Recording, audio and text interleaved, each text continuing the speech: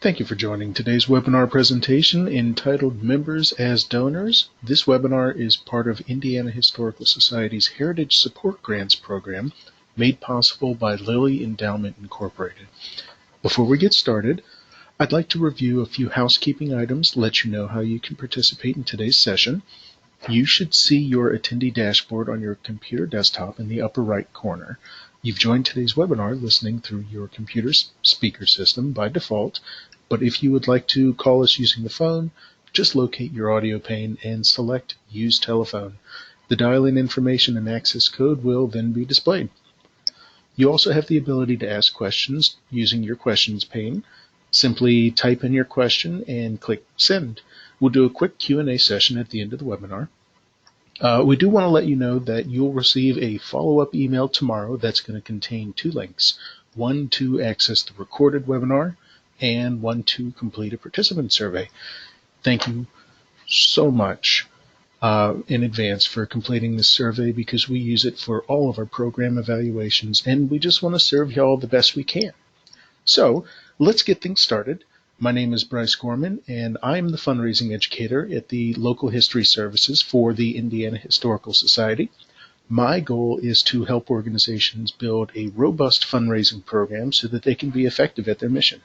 I'm responsible for educational curricula, so that means that I'm offering free workshops. I offer webinars like this. I'll do consultations with different groups, and all of this is made possible through the Heritage Support Grants and Lilly Endowment. I've been involved in development and fundraising since about 2006, and I've been doing,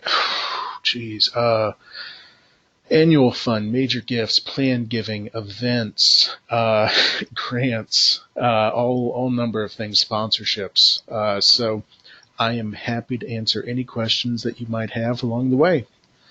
So let's get started with some objectives. By the end of this webinar, I'd like y'all to have a grasp on a few things. So here's an overview of some of the things we're going to cover today. First, everyone should have the ability to take an objective look at their membership program as well as their fundraising program. There's a lot of groups that have a program which exists because, quote, that's the way we've always done it. And, that's fine. As long as it's working, that's fine.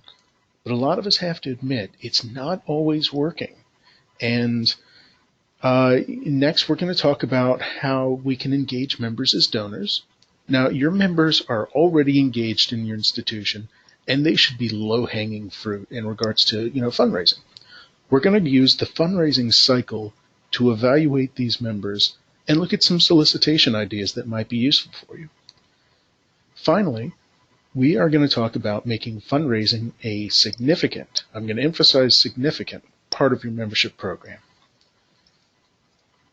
So, members, donors, so often these terms are just used interchangeably. They're already giving you money. So it kind of sounds arbitrary. Well, organizations often treat these groups very differently. So, let's look at each of them. Okay. So it looks like both of them are making annual contributions. Okay. They both are both of them receive pretty regular news updates. Okay. They're both invited to events.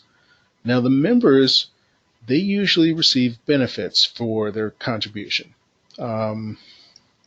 Sometimes it's museum entry, discounts. Maybe they'll get an item like a pen or a shirt. What about your donors? Are they getting the same benefit for that amount of money, or maybe not? Usually a donor is contacted by an organization for a larger amount, a bigger commitment. Something along the lines of, well, you made a $50 gift last year. Can you bump it up to $100 this year? Now, what about your members? Some institutions, they're very happy to renew that membership year after year without asking for more. And in a fundraising scheme, that's potentially leaving money on the table.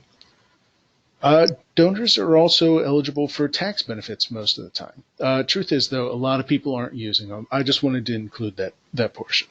So a lot of this seems pretty minute, but what is that difference? What is the difference between members and donors?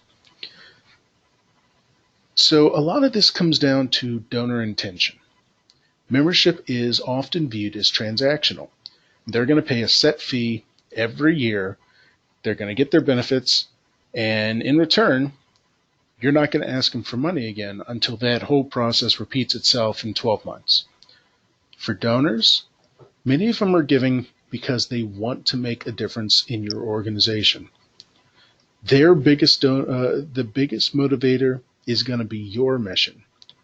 A donor can be asked anytime, and often donors are asked to dig deep, to reach. That's not to say members are self-centered and donors are always altruistic. I'm not trying to say that. I just want to demonstrate that when you have a clear idea of somebody's motivations, you can best serve them and your own organization if you work towards whatever that motivation might be. And we're going to get into that a little bit later. But, let's say you have a member who joined because he really cares about how you portray your county history.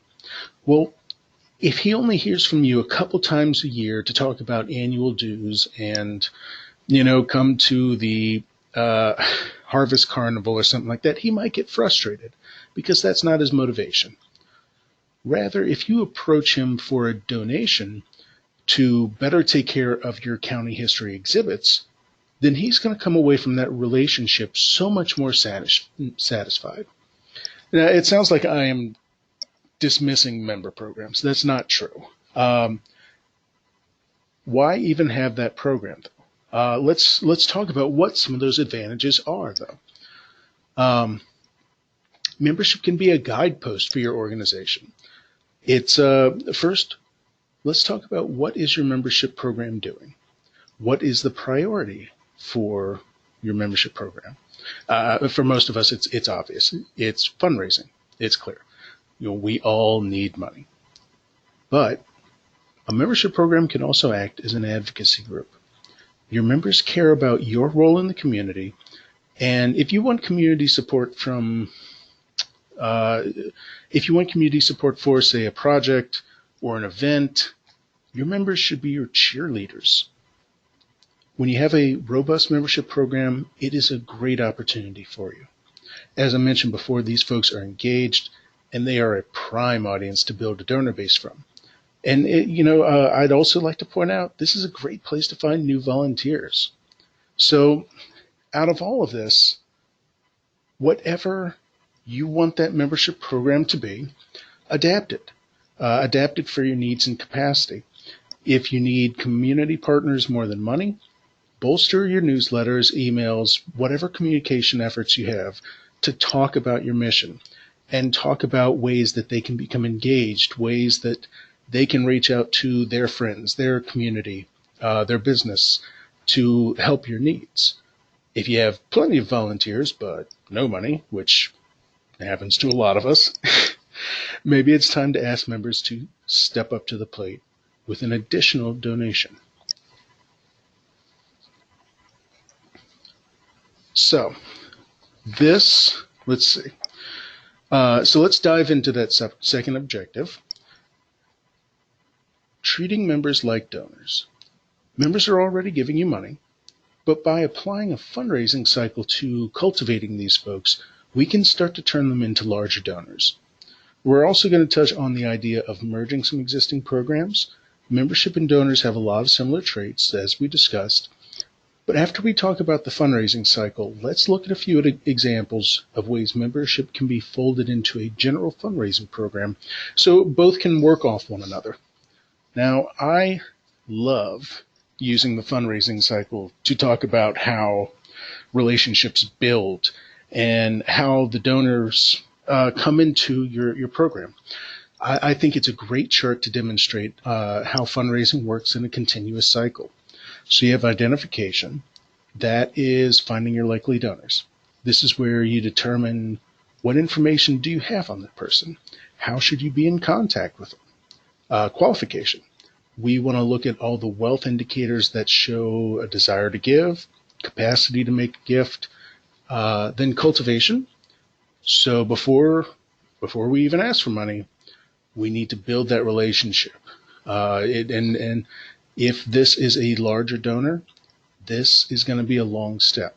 You need to make sure that they know who you are, what you stand for, what your needs and priorities are, and they need to be given a reason to give.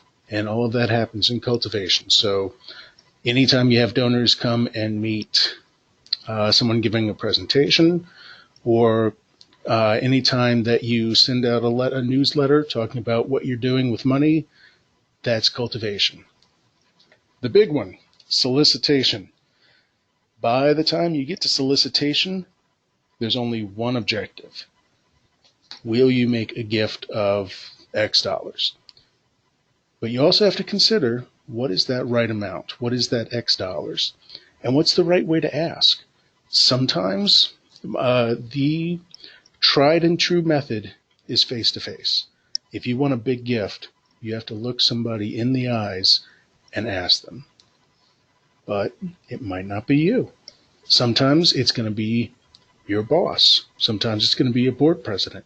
Sometimes it might be a volunteer who has a great relationship with that donor. Sometimes it might be a friend of that donor. So when it comes to solicitation, there can be a variety of voices. We'll touch on this a little bit later.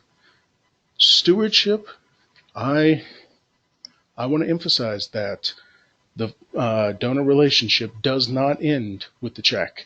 That is just bringing it to a whole new level. Stewardship requires that you have to make a donor feel appreciated.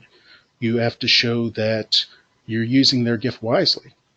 It's not only is this the ethical thing, but it's going to lead to future gifts. This is going to return the whole cycle back to cultivation. You need to show them that just because they gave $100, it's not that you're going to leave them alone and you're not going to ask them for money. You need to show them that we're going to do something great with that $100. So next year, you'll feel like, I want to do it again, or I want to do $200. Okay, so how does this apply to our membership program? Well, let's look through each of these, and let's talk about how it applies to members. Excuse me. So the identification, to build an effective program, we need to continually find those members. So who are your most likely members in the community? Is it the community as a whole? If you're a county history, if you're a county history association or society, then yes, that's your community. But is it only a portion of that community? You need to get your organization out there and find that out. Have a presence at local events, be at that harvest carnival. Speak to local businesses, speak to community groups about your organization, get your name out there and see who's interested. Leverage any existing partnerships to find people. Use your database to determine lapsed members. These are people who've fallen through the cracks. They were interested in you once, and feel free to ask what's changed. It's simple. Sometimes there's been just something happen. Maybe an illness. Maybe they were away for a while. Maybe their kid went to college.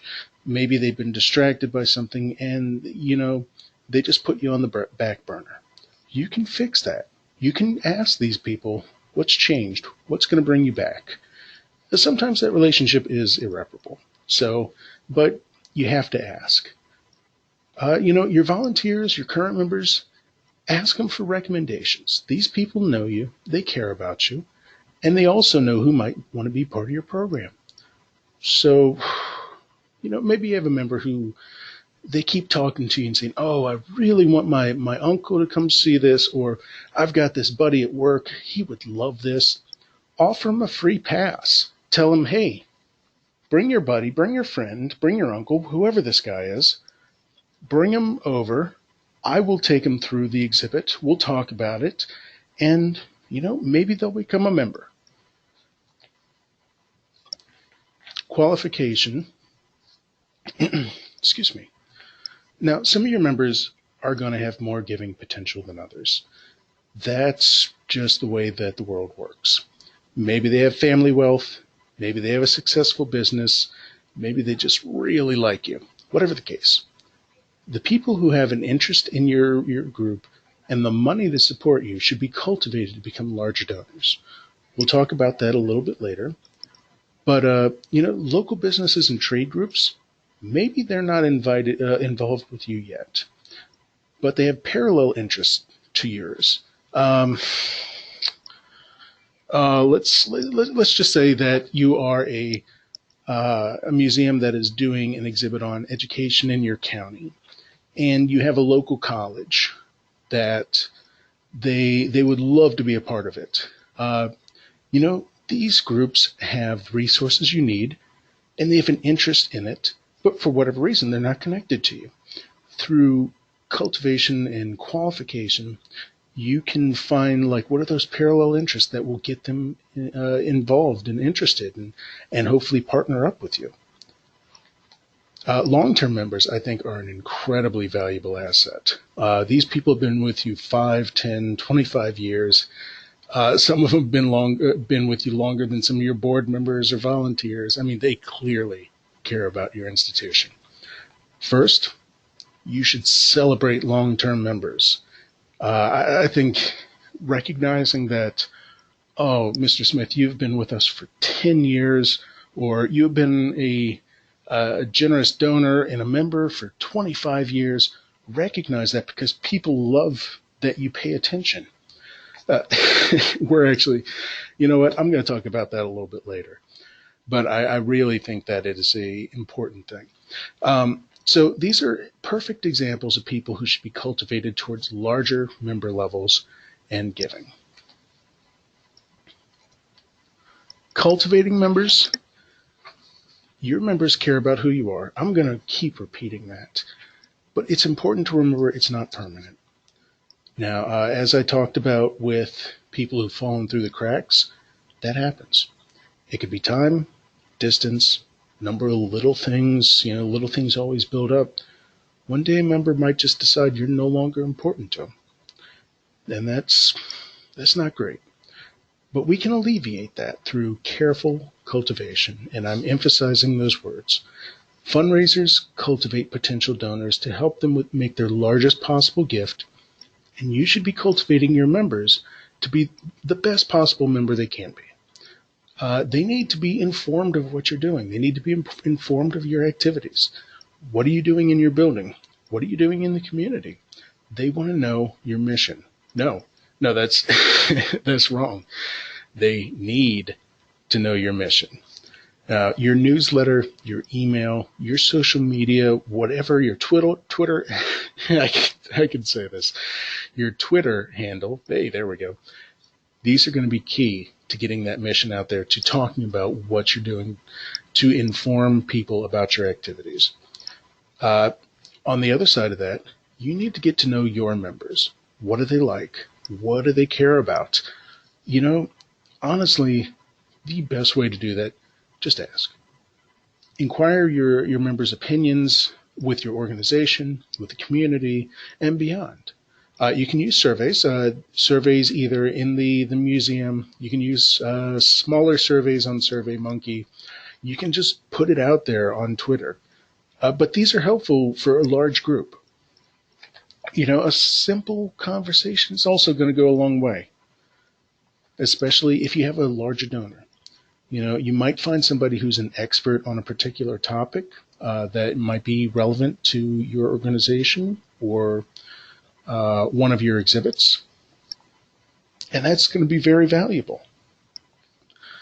Invite members to events and activities to encourage their interest. Maybe they come a few times to see the museum, but a personal invitation to see a new exhibit or listen to a guest speaker, that's going to go a long way. And I'm going to emphasize the personal invitation. Having you or a board member send a member that you've been trying to, really get involved in the museum, just having them call or email and say, hey, I'd really like you to come to this event. I think you're going to enjoy that. That's going to go a long way. Um, and involve your members in your work. I've said it so many times, they clearly care about you. Offer your members volunteer options. Ask if they'd be interested in hosting an event. Maybe they want to recruit new members. Maybe let's just say, what is? Maybe it's that guy who says, "Oh, my uncle would really like to see this museum." Ask if they'd like to host an event where you would go to their house and they would bring in some of their friends and that uncle and their buddy from work and all these guys, and you just talk about what you're doing. That way, it's an environment where they feel comfortable and you can still communicate your needs. All right, let's get to the big one, soliciting. You've already solicited your members, so we don't have to spend as much time on the practice. But it's important to talk about ways to make your membership solicitation more effective. Most organizations reach out to members with a letter. It's very simple. I get a bunch of letters, usually at the end of the year. One thing that I note that I hope that y'all notice too, and I really hope that this is just a unnecessary point I want to make, but these letters should be personalized. Whether you go formal or informal, Mr. Smith or Joe, that's up to you. But please do not make it, "Dear Sir," "Dear Madam." I've had a couple letters come to my wife, and they have her listed wrong. And, sometimes she notices them, sometimes not. I always notice. And, I ask her, "Do you want to be a part of a group that doesn't even know who you are?" And she says, "No." So, anyways, your membership letter should tell a story. It should talk about who you are and why you're important to the area. I really emphasize offering success stories, how you've prospered, even if, maybe you had a tough year and how you made it through that tough year. Don't emphasize the negative. Emphasize the positive. Emphasize your abilities. And offer people a way to get in contact with you. Phone, email, even your social media. If they have questions, you want to give them the ability to contact you. Email. Email's great. It is cheap, which I love. It is easy. It's simple. I think it's better for renewals. It makes sense. It's a cheap and efficient method. These folks are used to hearing from you. I think when it comes to new members or reaching out to the community, email is just going to get sent to the junk file. It's just going to get deleted. I think a letter has much more success, as we call it, an open rate, than email for new people. So if I had to make a recommendation, I'd say save the email for people that already know you. Also, this is, sorry, this is going to sound silly coming from me because I've been yammering on. Keep it short. Get to the point. Email, a lot of people say keep it under 500 words. That's just a couple paragraphs. I say 400 words. And the reason I say 400 words is because maybe you go to 440, maybe you go to 425. You want to keep it on the smaller side rather than go way overboard. Because if you write an email that is essentially a thesis paper, it's going to get deleted. I guarantee you. You might have two people who read the entire thing through, and it's gonna be you and the person that proofreads it. Keep it short. On the plus side, what email does offer you is you can add pictures, you can add videos, you can add links for members to see your work in action. You can offer your website, your social media, and you can offer them a way to get involved, a way to interact with you. If you say, click this video or click the link to this video to see us putting up our new exhibit, or click this, look at this picture. It is us involved with a 4th grade class and talking about our county history. people eat that up. And all it takes is embedding the links. So I think that's a great benefit to email. Stewardship, as I said before, that relationship doesn't end with the check. Now, whether someone gives you $10 or $10,000, you have to make them feel appreciated. And you have to show that you have used that money wisely. The key here, I'm going to emphasize these words, genuine gratitude. It can't just be, thank you, sir, for your generous gift of insert here. It has to be, Jane, your $10 has helped us continue to offer a unique experience of our community, and we have grown in these ways. Thank you for your support. You have shown that even it's $10, that their gift matters. Now, I hope you all send thank you notes to members and donors. I want to emphasize here, and I want to be very, what's the word I'm looking for here? I'm going to be a little strict on this one. Please, please, please get a note out within 48 hours. 48 hours of that gift, you need to contact them somehow. Have volunteers write a thank you note. Have board members write a thank you note. If you can't get that note out within 48 hours, call them, email them, whatever it might be. But people want to know that you received the gift and that you appreciate it. And after 48 hours, they're going to start to think, well, maybe they just don't care.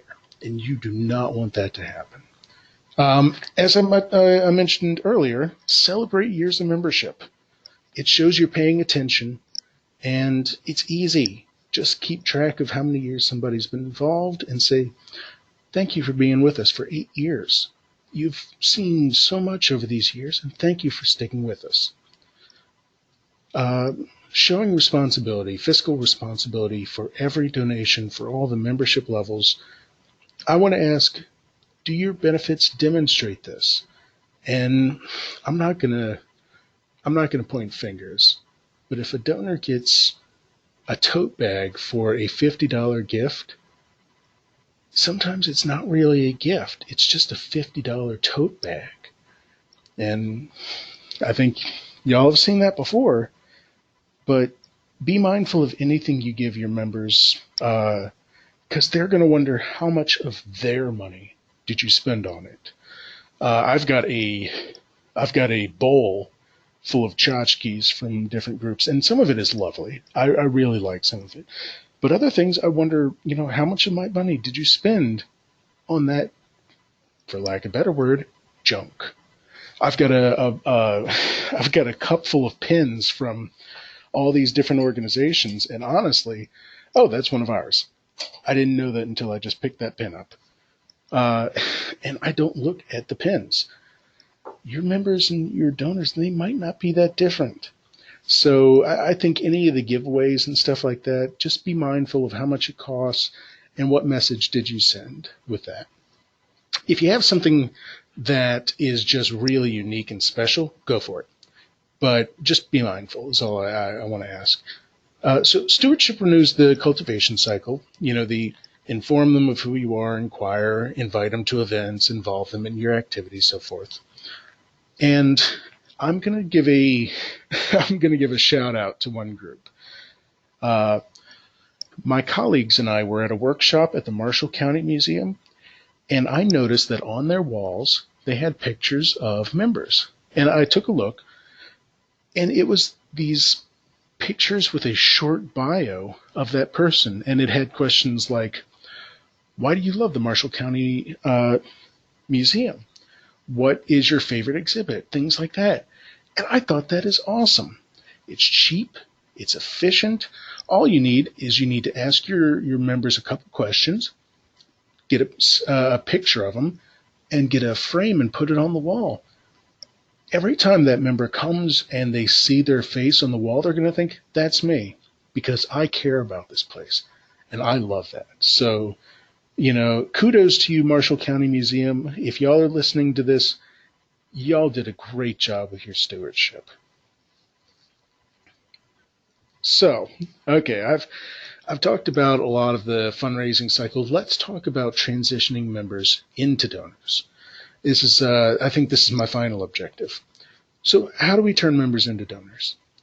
Well, just as we did previously, let's apply that fundraising cycle to this process.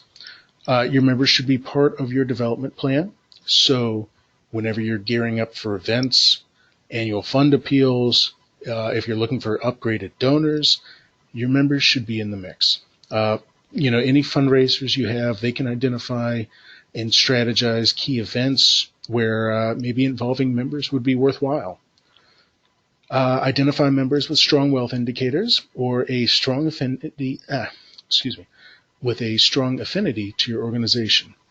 Those who really care and have a potential to make a significant gift should be cultivated. Members already know your story. They should know your mission. When you're looking to solicit members, treat them like partners. The messaging you use for any solicitation should reflect that they are partners in whatever you're doing. They're already part of the team, and you just want them to be, to take a step and be a bigger part of it. Add solicitation to your membership packets. I've got a couple examples later on, but keeping fundraising in the conversation is going to be helpful whenever you're raising funds. So, you could ask for an increase, maybe an additional gift for their annual dues. But if you keep telling people at events, thank you all for joining us today. I just want to let you know that we could not keep doing this. We wouldn't be able to do this without the support of our members and our plan donors and our major donors and grants, and let everybody know at every occasion this is possible because of you. It reminds people that the fundraising is necessary. Excuse me. So, and I also suggest stewarding your members as though they were donors. The same way, just sending the thank you cards and treating them like you have made a gift. So, how do we do that? You might be saying that, that previous slide's all well and good. How do we actually do it? First, understand your members' motivations behind their support. We touched on it before, but understanding why they give, you'll be able to adjust your solicitation approach accordingly. And the next slide, we'll talk about member motivations. So, I want to ask everybody, what makes any of us give to a charitable organization? Often it's family. It could be our community. Sometimes there's just one exhibit that really touches us deeply, I think it's important to, I think it could be helpful if you merge membership into your fundraising appeals. Gift clubs are just perfect for this, and I've got some slides later on to talk about how you could merge membership in your general fundraising appeals. You might have noticed I've touched on benefits a lot. Benefits are very tricky when it comes to membership and fundraising, and I've got a slide for it later, but there's a chance that your benefits might be impacting membership. So let's look at motivations. Okay. Let's say your motivation is your family.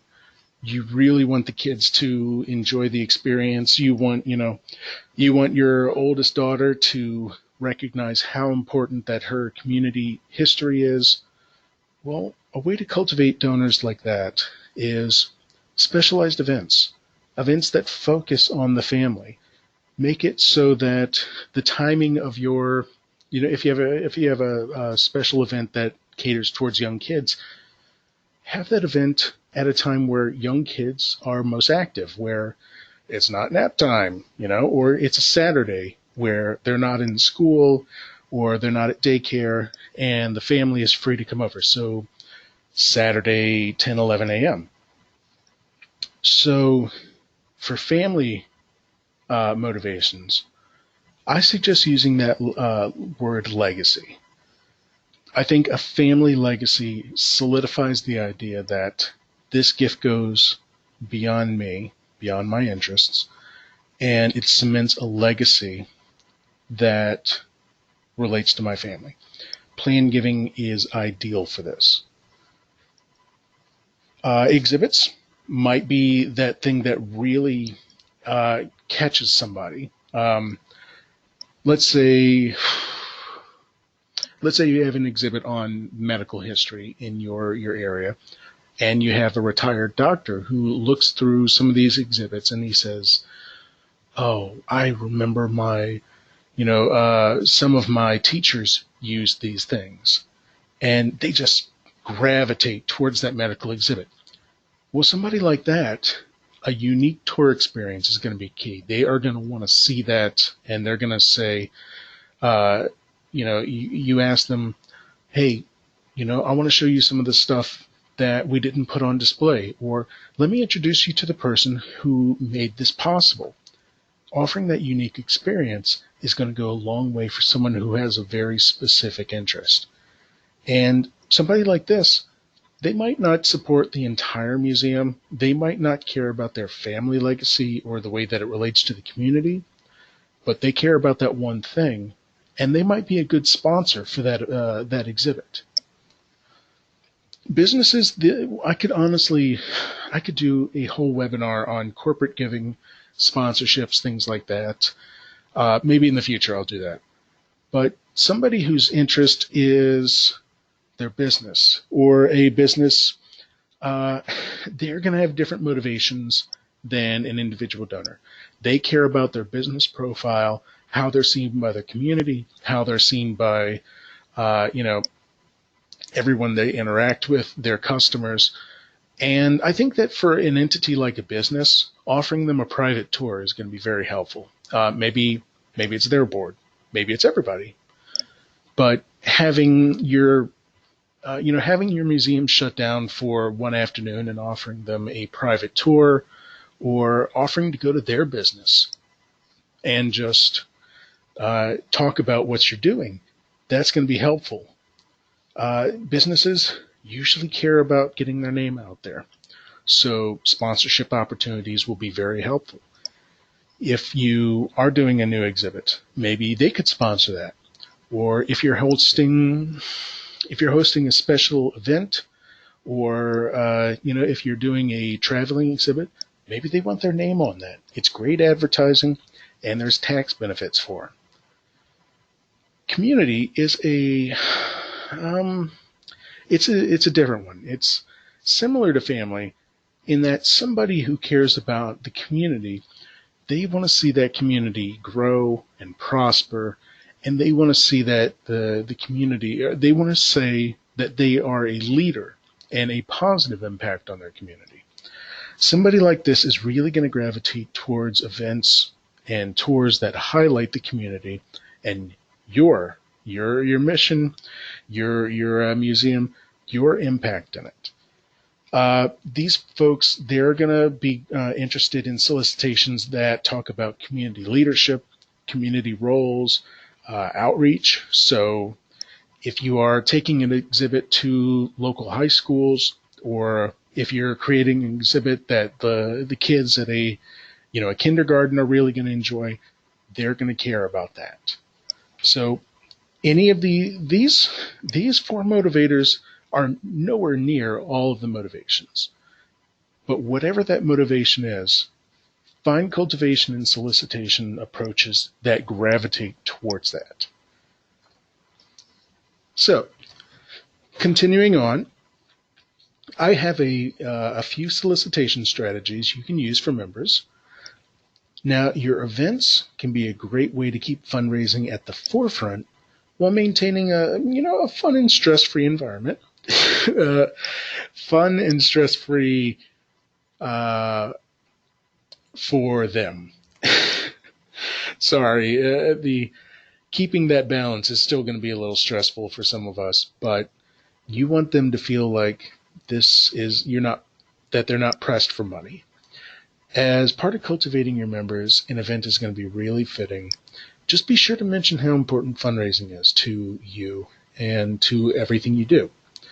So going back to the donor motivations, a targeted special project for members, that could be a great way to get your members to team up and tackle something like installing a new HVAC system or digitizing your genealogy files. Maybe they want to tackle some big project. So whatever the solicitation you use, whatever purpose, it needs to have the right voice. Often donors want to hear from their peers. If you have a member who's ready to step up or they're a leader in the community, ask them to add their name to an appeal. Ask them to reach out to their friends. And you obviously you write this appeal, but tell them that to talk to the community and talk to all the members and say, I'm stepping up my donation with an additional gift of $50 this year, and I'd like you to do the same. So join me and let's digitize these genealogy files. So wrapping membership into annual giving, I think they have so much in common, and why not use the best of both and create a membership program that also acts as an annual giving program with upgraded higher giving levels? What do I mean by that? So on the left, we have the traditional method. I've seen this on a lot of giving forums, a lot of museums, a lot of organizations have these classic giving levels, or individual, family. Century Club is for somebody to kind of step up and do that additional $50. There's usually a business level and lifetime. I'm going to talk about lifetime in just a second. On the right, this is something I put together that has updated these giving levels. And what I'd like to point out is that most of the giving levels remain the same. What I've added is leadership giving levels, silver, gold, leadership council. What it's doing is this is just kind of emphasizing what that Century Club is doing by you're getting your membership, but you're also making an additional donation. And with that additional donation, you get benefits. These benefits are going to emphasize their expanded role. So the Silver Society, it has invitations to special events. You might have invited these people to these events anyhow. Honestly, it doesn't matter. You're solidifying it in your membership information that they will be invited to special events. And notice I am keeping it vague. You might invite them to some lecture series. You might invite them to a new exhibit. And it doesn't say how many events or which ones. You get to choose. You still have a lot of leeway there, but they will feel like that is part of their membership. Gold Society, you're kind of bumping it up and adding 2 tickets to an annual gala. You're also recognizing excuse me. You are recognizing them on the donor wall. And then the big leadership one, you have all those benefits, more tickets to the gala, and a private tour by a curator. You might have done all of these things already. The additional gift of the 500 more, that might be worth 8 more tickets or 10 more tickets to your big event. Doesn't matter. This makes them feel like you are treating them with special respect because they're leadership council. Okay, so lifetime giving. I do not like lifetime giving. I freely admit that. And the reason I don't like lifetime giving is you might need that influx of cash early on. But by lifetime giving, you might tell somebody, if you give us $500, we're never going to ask you for money again. And you might come up with some exhibit or some space that donor is going to gravitate towards, and they might love it. They might want to give $2,500 to it. You have no ability to ask them because you've already made it clear that this is it. You get that brass plate, you get a lifetime free admission, and I have no reason to ask you for money again. And it's not that you can't ask them for money again, it's that you have to come up with reasons and you have to work around that lifetime giving. If someone wants to give $2,500 and they're already lifetime members, what more can you add? So I just think lifetime giving makes things more complicated than it needs to be. And I'm sorry for that little rant there, but it's important. I think it's important to find ways to emphasize giving year after year after year. So here's one of the examples. This is something you can use in a membership renewal letter, and it is a polite solicitation for an additional gift. So I want to point out a few things. One, it is personal. You are talking about Mr. Smith. I just chose the formal one. Mr. Smith, thank you for renewing your membership.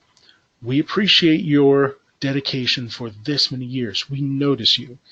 As you are aware, we rely on these members for our mission of whatever that might be and additional support. I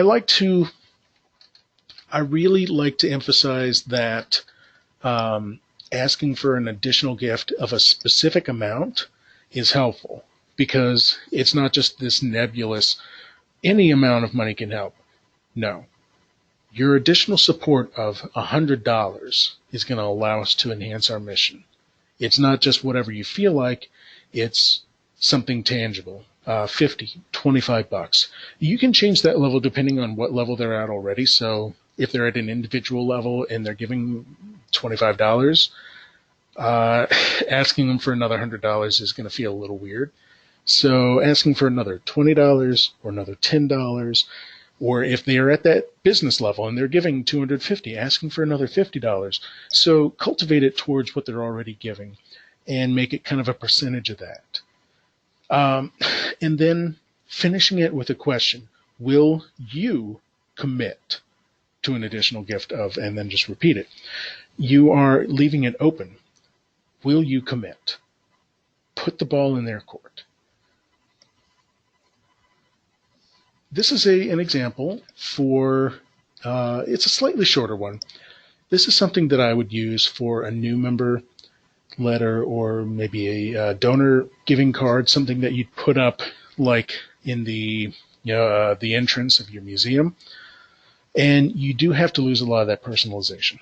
But I wanted to show you all a way that you could do this that doesn't have that personalization but can still be effective. So you cannot ask for a specific amount. You can't ask them, dear Mr. Smith, you can't do that, obviously. But will you commit?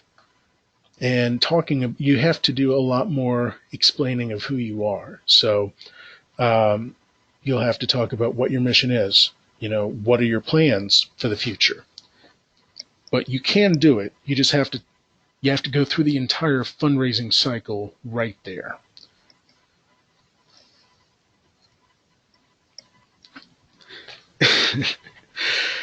This is one we've all heard before. I've already paid my dues. Why should I give you another gift? All right. It's unavoidable. It's a pain in the butt. People will say, I've been a member. You get my money already. Why do you need more? You can prepare yourself for it. Make fundraising a constant part of this conversation. I talked about it a little bit before, but it's, this is worth repeating. Mention the importance of support at your events. Put it in your literature, in your newsletters. Keep reminding people that you rely on their gifts, that every gift counts. If a member has mixed feelings, maybe you remind them how giving is going to enhance their membership. You're going to create a better experience for them with a gift of $500. Even if a donor's motivations are selfish, so what? That's fine. But craft the solicitation towards, their personal needs. I think it's important to also show tangible results, improvements, to your building, new projects, new exhibits that you want to do. You want to avoid the idea that donations go to some big pit of money. When I used to work for Annual Fund, everyone asked, well, where does that money go? Truth is, a lot of time in Annual Fund, it just keeps the lights on. It pays the bills. It makes sure that we can keep operations going. That's not glamorous. It's not sexy. But talking about an overall improvement that because of your support, we have been able to improve this space. That makes it feel like the gift has actually done something tangible. Okay, benefits. When I was a beginner fundraiser, I was at this conference, and the speaker said, hey, what do your members and donors get for their donation? And people started shouting out stuff like, oh, they get a thank you card, they get shirts, they get a tote bag, we give them ornaments, we give them pens, I've seen collectible coins, all that stuff. At one point, I was giving hot sauce out to donors. We had an agreement with a company. And, that was really cool at first. People thought, this is novel, it's weird. I like it, I can use it. No one's ever given me hot sauce before. And that was fun. Year 1. Year 3, we're still giving out hot sauce. And people start asking, what am I going to do with 3 bottles of hot sauce? I don't use hot sauce that often. And this stuff would collect and people would start throwing it away. Well, that's a waste. So, okay. At that same conference, right after we talked about all these benefits that donors and Annual Fund donors and members get, this guy asked, what do your major donors get? And, the room got a lot more quiet. A lot of people say they get a thank you letter. Okay. They get a call from the president. Okay, that's nice. They get a plaque. All of them get a plaque? No, just the biggest donors. So, if you're a $100 donor every year and you get these little tchotchkes, pens or a t-shirt or ornament or whatever, and then you decide this place is important to me, I'm going to step up my gift and I'm going to make a $500 gift, and you do not see those benefits increase proportional to your gift, you're going to feel like, did they really care? I stepped up and the institution did not. And I think that's one of the reasons benefits can be difficult. So we want to entice, we desperately want to entice new donors. And a lot of us automatically think that giveaways are the solution. It's not necessarily. Being genuine with gratitude, showing that we're using money responsibly, showing impact of gifts, that's going to go a longer way. A lot of people don't want the stuff anymore. So,